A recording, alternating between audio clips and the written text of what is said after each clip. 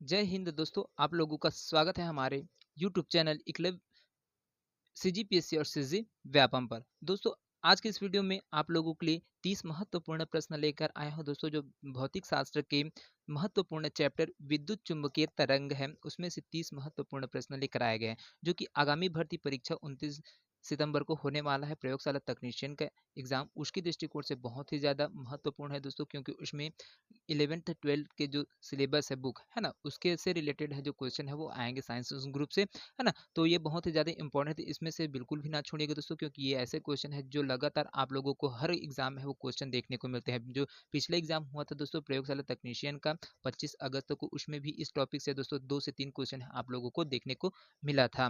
तो इसको बिल्कुल भी ना छोड़िएगा, और जितने भी नए दोस्त हमारे इस वीडियो को पहली बार देख रहे होंगे वो हमारे चैनल को अवश्य सब्सक्राइब करिएगा, साथ में बेल आइकन को भी प्रेस करिएगा, ताकि आप लोगों को नोटिफिकेशन के माध्यम से है जो प्रत्येक वीडियो है वो आप लोगों तक है वो पहुंचता रहे। और इसका पीडीएफ का टेलीग्राम से दोस्तों पीडीएफ प्राप्त करना है तो हमारे टेलीग्राम का चैनल का लिंक है वो डिस्क्रिप्शन बॉक्स में डाल दिए गए, तो आप वहां से जुड़ सकते हैं और इसका पीडीएफ है वो प्राप्त कर सकते हैं। तो चलिए दोस्तों, बिना किसी देरी के हम अपने पहले प्रश्न की ओर है वो बढ़ते हैं।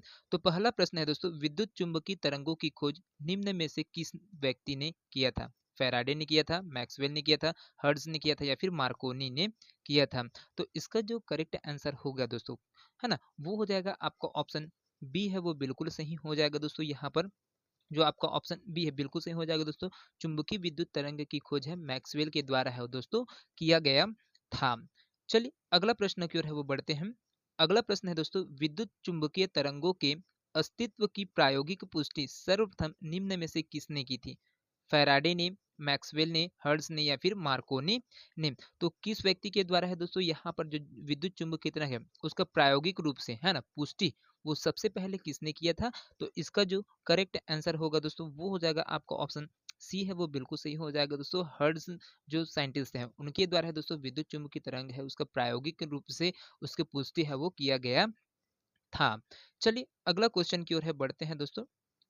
अगला क्वेश्चन है दोस्तों, विद्युत चुंबकीय तरंग में विद्युत क्षेत्र और चुंबकीय क्षेत्र क्या होते हैं? परस्पर हो समांतर होते हैं, परस्पर लंबवत होते हैं, एक दूसरे से न्यून कोण पर झुके रहते हैं, या फिर एक दूसरे से अधिक कोण पर झुके रहते हैं? तो यहाँ पर पूछा गया दोस्तों, जो विद्युत चुंबकीय तरंग है उसमें जो विद्युत क्षेत्र होता है ना, इलेक्ट्रिक एरिया, और जो आपका मैग्नेटिक एरिया है दोस्तों, वो दोनों एक दूसरे से क्या परस्पर किससे जुड़ते हैं, किस प्रकार से जुड़े होते हैं? तो इसका जो करेक्ट आंसर होगा दोस्तों वो हो जाएगा आपका ऑप्शन बी है वो बिल्कुल सही हो जाएगा दोस्तों। यहाँ पर, है ना, परस्पर लंबवत होते हैं। विद्युत चुंबकीय तरंग है दोस्तों, विद्युत चुंबकीय तरंग में आपका विद्युत क्षेत्र और चुंबकीय क्षेत्र दोनों परस्पर लंबवत होते हैं दोस्तों।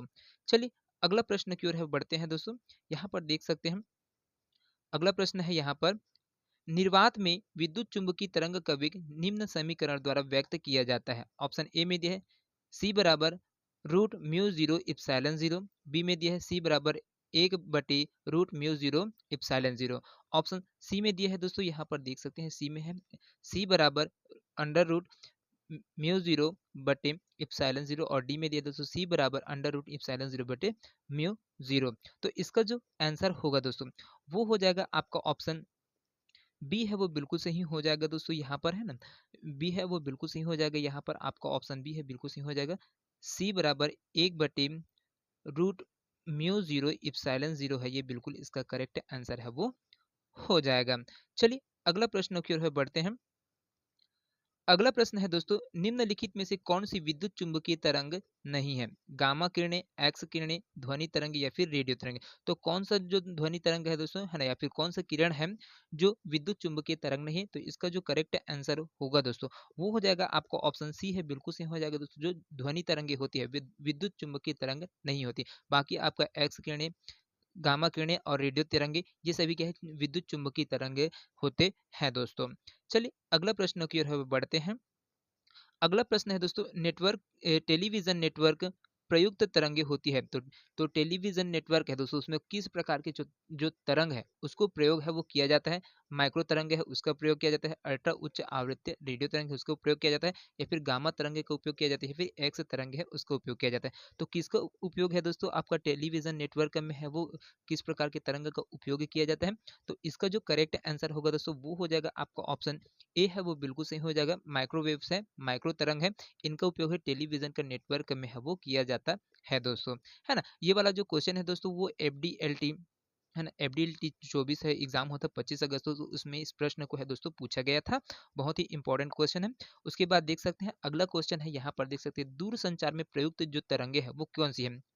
अवरक्त तरंगे, पराबैंगनी, सूक्ष्म तरंगे, कॉस्मिक किरणें। ये वाला क्वेश्चन भी दोस्तों आपको एफडीएलटी का एग्जाम हुआ था अभी 25 अगस्त को, उसमें इस क्वेश्चन को भी देखने को मिला था। तो यहाँ पर दूर संचार में किस प्रकार के तरंग है दोस्तों जिसका प्रयोग है वो किया जाता है। तो यहाँ पर दिया है अवरक्त तरंग, पराबैंगनी, सूक्ष्म तरंगे और कॉस्मिक किरणें। तो इसका जो करेक्ट आंसर होगा दोस्तों वो हो जाएगा आपका ऑप्शन सी है, वो बिल्कुल सही हो जाएगा दोस्तों। जो सूक्ष्म तरंग है उसको दूर संचार में है वो प्रयुक्त करते उपयोग करते हैं। चलिए अगला क्वेश्चन की ओर है बढ़ते हैं दोस्तों। अगला है टीवी सिग्नल निम्न में से परावर्तित होते, तो किस मंडल से है दोस्तों, ये कौन से पृथ्वी का कौन सा परत है जिसमें से आपका जो टीवी सिग्नल होते हैं वो परावर्तित होकर लौट आते हैं। मध्य मंडल से, आयन मंडल से, क्षोभ मंडल से, या फिर इनमें से कोई नहीं। तो किस मंडल से है दोस्तों यहाँ पर जो टीवी सिग्नल है वो परावर्तित हो जाते हैं। तो इसका जो करेक्ट आंसर होगा दोस्तों वो हो जाएगा आपका ऑप्शन डी है, वो बिल्कुल सही हो जाएगा, इनमें से कोई नहीं। चलिए दोस्तों अगला प्रश्न की ओर है वो बढ़ते हैं। अगला प्रश्न है दोस्तों, अंधेरे में फोटोग्राफ के लिए निम्न किरणों का उपयोग किया जाता है। पराबैंगनी किरण है, अवरक्त किरण है, दृश्य प्रकाश है, या फिर उपयुक्त सभी। तो किस प्रकार का जो प्रकाश है दोस्तों जिसका उपयोग है वो फोटोग्राफ के लिए है, अंधेरे में जो अंधेरा रूम होता है वहां पर फोटोग्राफ के लिए उपयोग किया जाता है। तो वो किस प्रकार की किरण है। तो इसका जो करेक्ट आंसर होगा दोस्तों वो हो जाएगा आपका ऑप्शन बी है दोस्तों, वो बिल्कुल सही हो जाएगा। अवरक्त किरण है दोस्तों जिसका उपयोग फोटोग्राफ के लिए है उपयोग किया जाता है। चलिए अगला प्रश्न की ओर है वो बढ़ते हैं। अगला प्रश्न है 10वां नंबर का, ओजोन परत निम्न में पाया जाता है। तो किसमें पाया जाता है दोस्तों, क्षोभ मंडल में, मध्य मंडल में, समताप मंडल में, या फिर आयन मंडल। तो किस मंडल में दोस्तों आपका ओजोन परत है वो पाया जाता है। तो इसका जो करेक्ट आंसर होगा दोस्तों वो हो जाएगा आपका ऑप्शन बी है दोस्तों, वो बिल्कुल सही हो जाएगा। मध्य मंडल में दोस्तों आपका ओजोन परत है वो पाया जाता है ना। चलिए अगला प्रश्न है उसको देखते हैं। 11वां नंबर का क्वेश्चन, विद्युत चुंबकीय तरंगों की अभिधारणा दी थी। तो किसके द्वारा है दोस्तों, यहाँ पर अभिधारणा है, असर्शन है ना। जो विद्युत चुंबकीय तरंग उसकी अभिधारणा है वो दिया गया था किसके द्वारा, मैक्सवेल के द्वारा, हर्ट्ज के द्वारा, जेसी बोस के द्वारा, फिर मार्कोनी के द्वारा। तो कौन से व्यक्ति है जिसके द्वारा यह अवधारणा है वो दिया गया था। तो इसका जो करेक्ट आंसर होगा दोस्तों वो हो जाएगा आपका ऑप्शन ए है, वो बिल्कुल सही हो जाएगा। मैक्सवेल के द्वारा दोस्तों विद्युत चुंबकीय तरंग है उसकी अभिधारणा है वो दिया गया था। चलिए अगला प्रश्न की ओर है वो बढ़ते हैं। अगला प्रश्न है, ओजोन परत क्या अवशोषित करती है दोस्तों, दृश्य प्रकाश को अवशोषित करती है, सूक्ष्म तरंग को अवशोषित करती है, अवरक्त किरण को अवशोषित करती है, या फिर पराबैंगनी विकिरण है उसको अवशोषित करता है। तो ओजोन परत है दोस्तों किसको अवशोषण करता है। तो यहाँ पर आपका ऑप्शन डी है दोस्तों, वो बिल्कुल सही हो जाएगा। पराबैंगनी जो विकिरण है दोस्तों उसको ओजोन परत है वो अवशोषित कर लेती है। चलिए अगला प्रश्न की ओर है वो बढ़ते हैं। अगला प्रश्न है, रेडियो तरंगों की जो परास होती है वो कितना होती है दोस्तों, 10⁻³ से 2 मीटर, 10⁻⁴ से 10⁻⁶ तक, या फिर 10⁻³ से मीटर से 1 मीटर तक, या फिर 1 मीटर से 10⁻⁶ तक। तो यहाँ पर इसका जो करेक्ट आंसर होगा दोस्तों वो हो जाएगा आपका ऑप्शन सी है दोस्तों, यहाँ पर बिल्कुल सही हो जाएगा। जो रेडियो तरंग है दोस्तों उसकी जो परास होती है वो 10⁻³ से है वो 1 मीटर तक की इसकी परास है वो होती है। चलिए अगला प्रश्न है उसको देखते हैं। अगला प्रश्न है, यहाँ पर देख सकते हैं दृश्य विकिरण का जो तरंग दैर्ध्य है लेमडा होता है, कितना होता है दृश्य विकिरण का जो तरंग दैर्ध्य है, वेवलेंथ है ना, वो लेमडा में होगा। तो कितना होगा दोस्तों, lambda greater than 8000 angstrom, lambda 3000 angstrom, lambda बराबर 4000 एंगस्ट्रॉन्ग से 7800 एंगस्ट्रॉन्ग, या फिर लेमडा बराबर 4000 एंगस्ट्रॉन्ग। तो कितने तक हो जाता है दोस्तों, यहाँ पर लेमडा का मान है वो कितना होता है किसका, तो दृश्य विकिरण है उसका जो तरंग दैर्ध्य है उसमें जो लेमडा का मान होगा वो कितना होता है। तो इसका जो करेक्ट आंसर है दोस्तों वो हो जाएगा आपको ऑप्शन सी है, वो बिल्कुल सही हो जाएगा। लेमडा बराबर 4000 एंगस्ट्रॉन्ग से दोस्तों 7800 एंगस्ट्रॉन्ग तक है, यहाँ पर लेमडा का मान है वो होता है किस किरण में, दृश्य विकिरण के तरंग दैर्ध्य में। तो चलिए दोस्तों अगला क्वेश्चन की ओर है वो बढ़ते हैं। अगला दोस्त तो यहाँ पर है आपका यदि लेमडा वी, लेमडा एक्स और लेमडा एम क्रमशः दृश्य प्रकाश, एक्स किरणें और माइक्रो तरंगों के तरंग दैर्ध्य को किस रूप में हम व्यक्त करेंगे? Lambda M, lambda X, lambda we.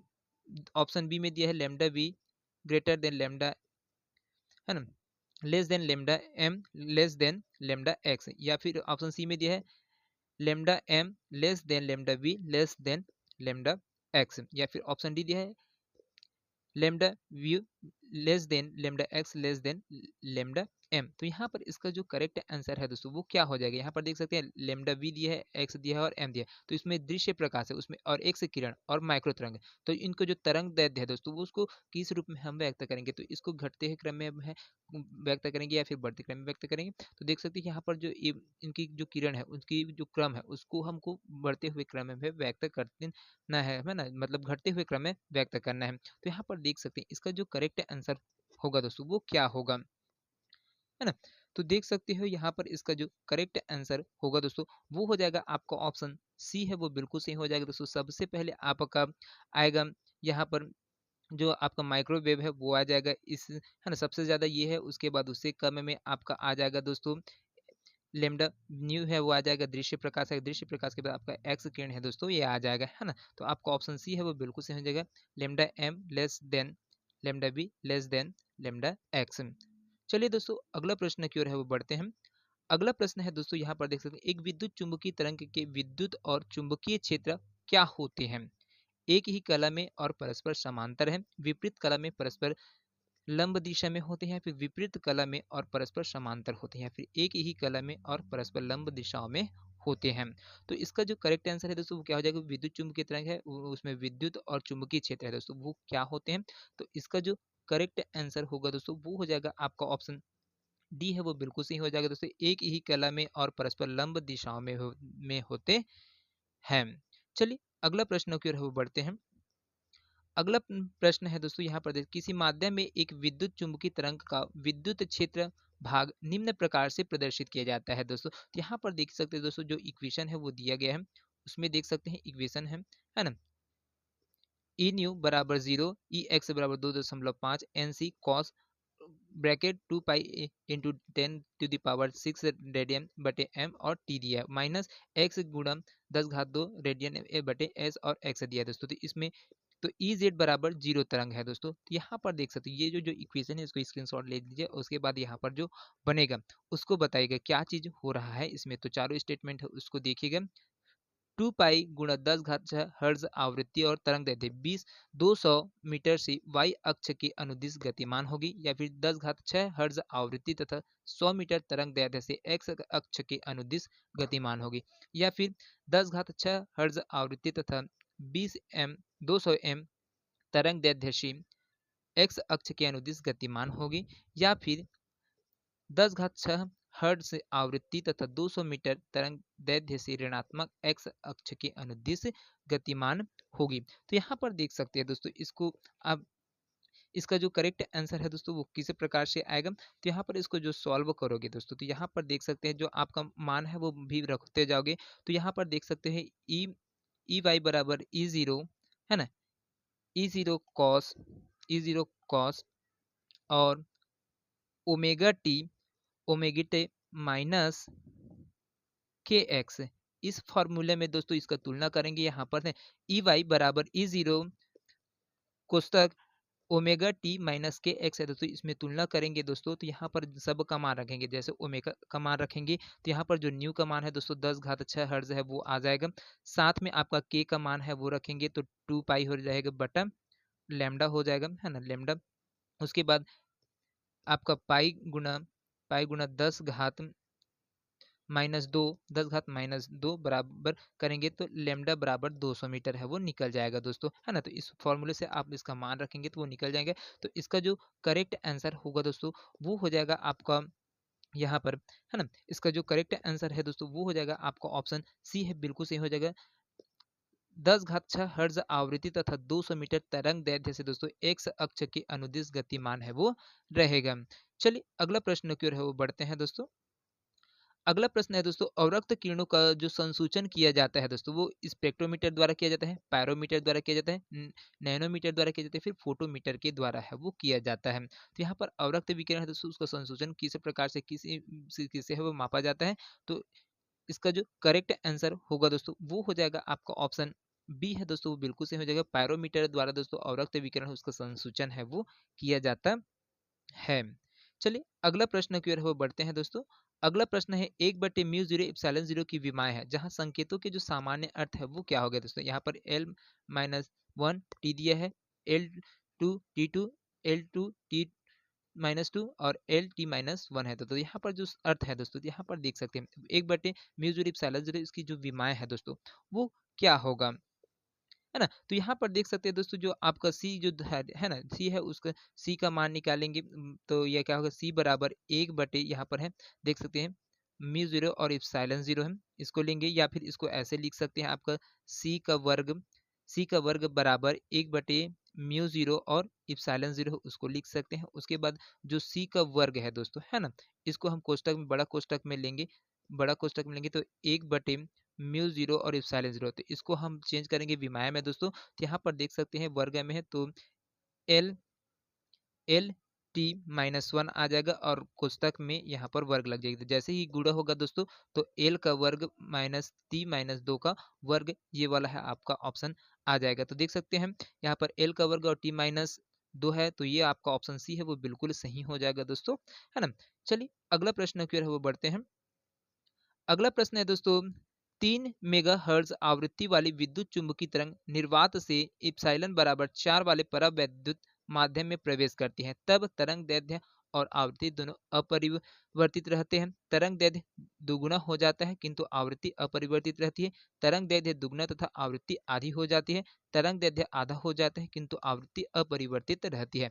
तो क्या होता है दोस्तों, तो इसका जो आंसर आएगा दोस्तों, है ना, तो वो क्या हो जाएगा, यहाँ पर देख सकते हैं आपका ऑप्शन डी है वो बिल्कुल सही हो जाएगा दोस्तों। तरंग दैर्ध्य आधा हो जाता है किंतु आवृत्ति अपरिवर्तित रहती है दोस्तों, क्योंकि जब विद्युत चुंबकीय तरंग एक माध्यम से दूसरे माध्यम में जाती है तब आवृत्ति अपरिवर्तित रहती है दोस्तों। साथ में माध्यम का जो अपवर्तनांक है वो n बराबर यहाँ पर देख सकते हैं ε/ε0 ये होता है, इसका सूत्र है ना, न्यू बराबर ये आपका अंडर रूट ε/ε0। तो यहाँ पर इसका जैसे ही मान रखेंगे दोस्तों, अंडर रूट में मान रखेंगे, इप्सिलॉन कितना है 4 दिया है और आपका 1 है, 4/1 बराबर, तो यहाँ पर हो जाएगा जैसे ही इसका रूट निकालेंगे दोस्तों, तो ये 2 है वो आ जाएगा। जो माध्यम में विद्युत चुंबकीय तरंग की तरंग दैर्ध्य है दोस्तों, जिसमें आपका लेमडा मीडियम है ना, मिड है, उसमें आपका मान रखेंगे तो लेमडा बटे एन बराबर लेमडा बटे आपका 2 है वो आ जाएगा दोस्तों, है ना। तो यहाँ पर इसका जो करेक्ट आंसर होगा दोस्तों, वो हो जाएगा आपका ऑप्शन डी बिल्कुल सही हो जाएगा। तरंग दैर्ध्य आधा हो जाता है किंतु आवृत्ति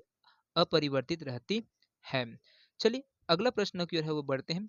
अगला प्रश्न है दोस्तों, यदि 4 kW शक्ति का एक स्रोत 10 घात 20 फोटान प्रति सेकेंड उत्पन्न करता है, तब विकिरण स्पेक्ट्रम के इस भाग का जो सदस्य होगा वो एक्स किरणें होगा, पराबैंगनी किरणें होगा, सूक्ष्म तरंगे होंगे या फिर गामा किरणें होंगे। तो यहाँ पर इसका जो करेक्ट आंसर है दोस्तों, वो हो जाएगा आपका ऑप्शन ए है वो बिल्कुल सही हो जाएगा दोस्तों, एक्स किरणें होगी दोस्तों। जो विकिरण का स्पेक्ट्रम का इस भाग में दोस्तों एक्स किरण है क्या होगा, सदस्य के रूप में है वो होंगे, है ना। तो यहाँ पर इसको मान है भी है वो रखेंगे दोस्तों, तो ये निकल जाएगा। जैसे ही आपका इसका मान रखेंगे तो यहाँ पर देख सकते हैं P बराबर कितना है दोस्तों, 4 kW है ना। P बराबर क्या है, 4 kW है।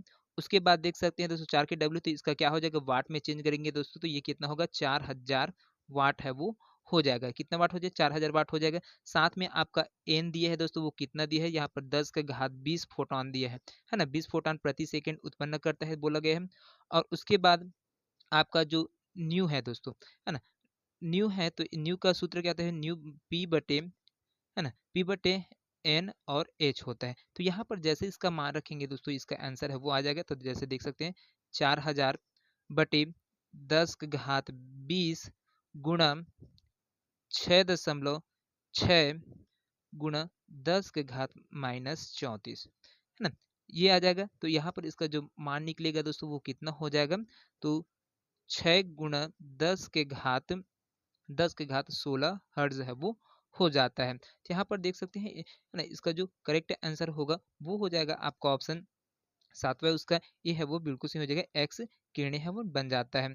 चलिए अगला प्रश्न की ओर है बढ़ते हैं दोस्तों। यहाँ पर विद्युत चुम्बकीय तरंग के किसी माध्यम में संचरण के समय क्या होता है? विद्युत ऊर्जा घनत्व चुंबकत्व ऊर्जा घनत्व का दोगुना होता है, या फिर विद्युत ऊर्जा घनत्व चुंबकीय ऊर्जा घनत्व का आधा हो जाता है, या फिर विद्युत ऊर्जा घनत्व चुंबकीय ऊर्जा घनत्व के बराबर हो जाता है, या फिर विद्युत एवं चुंबकीय ऊर्जा घनत्व शून्य हो जाता है। तो क्या होता है दोस्तों, यहाँ पर विद्युत चुंबकीय तरंग के किसी माध्यम में संचरण के समय होता क्या है? तो ये होता है दोस्तों आपका ऑप्शन सी है वो बिल्कुल सही हो जाएगा दोस्तों। विद्युत ऊर्जा घनत्व चुंबकीय ऊर्जा घनत्व के बराबर हो जाता है दोस्तों, क्योंकि विद्युत चुंबकीय तरंग के लिए दोस्तों विद्युत एवं चुंबकीय क्षेत्रों में जो ऊर्जा है वो समान रूप से है वो वितरित होता है। चलिए अगला प्रश्नों की ओर है वो बढ़ते हैं। अगला प्रश्न है दोस्तों, यहाँ पर देख सकते हैं, पूर्ण परावर्तन सतत पर 25 गुणा 10 घात 4 WM-2 की ऊर्जा घनत्व का प्रकाश लंबवत आपतित होता है। यदि पृष्ठ का क्षेत्रफल 15 सेंटीमीटर का वर्ग हो तो पृष्ठ पर आरोपित औसत बल कितना होगा? तो यहाँ पर इसका जो ऑप्शन दिया है दोस्तों, 1.25 गुणा 10 घात माइनस 6n, 2.5 गुणा 10 घात माइनस 6n, या फिर सी में दिया है 1.2 गुणा 10 घात 6n, या फिर डी में दिया है 3 गुणा 10 घात 6n। तो इसका जो करेक्ट आंसर होगा दोस्तों वो क्या होगा? तो इसका जो करेक्ट आंसर है दोस्तों वो हो जाएगा 9 का, आपका ऑप्शन बी है वो बिल्कुल सही हो जाएगा दोस्तों। 2.5 गुणा 10 घात माइनस 6 एन है वो हो जाएगा। इसका मान है दोस्तों किस में रखना है, तो आप देख सकते हैं F A V, F A V है बराबर 2 i a बटे सी। इस सूत्र में दोस्तों आप जैसे ही मान रखेंगे तो इसका आंसर है वो बिल्कुल आ जाएगा, है ना। चलिए अगला प्रश्न की ओर है वो बढ़ते हैं। अगला प्रश्न है दोस्तों, यहाँ पर देख सकते हैं, अगला क्वेश्चन है, 15 केवी की ऊर्जा की विद्युत चुंबकीय तरंग स्पेक्ट्रम के किस क्रम से संबंध होगी? एक्स गामा किरण, एक्स किरण, अवरक्त किरण, या फिर अल्ट्रावायलेट किरण? तो यहाँ पर देख सकते हैं दोस्तों पूछा क्या गया है, 15 केवी की ऊर्जा की विद्युत चुंबकीय तरंग स्पेक्ट्रम के किस क्रम से संबंध होगी दोस्तों? तो इसका जो करेक्ट आंसर है दोस्तों वो हो जाएगा आपका ऑप्शन बी है वो बिल्कुल सही हो जाएगा, एक्स किरण है दोस्तों होगी। तो दोस्तों ये क्वेश्चन आपको कैसा लगे हमें कमेंट करके अवश्य बताइएगा। वीडियो पसंद आएगा दोस्तों ज्यादा से ज्यादा लोगों तक शेयर करें। तो मिलते हैं अगले वीडियो में, तब तक के लिए जय हिंद, जय Chhattisgarh. Thank you so much दोस्तों।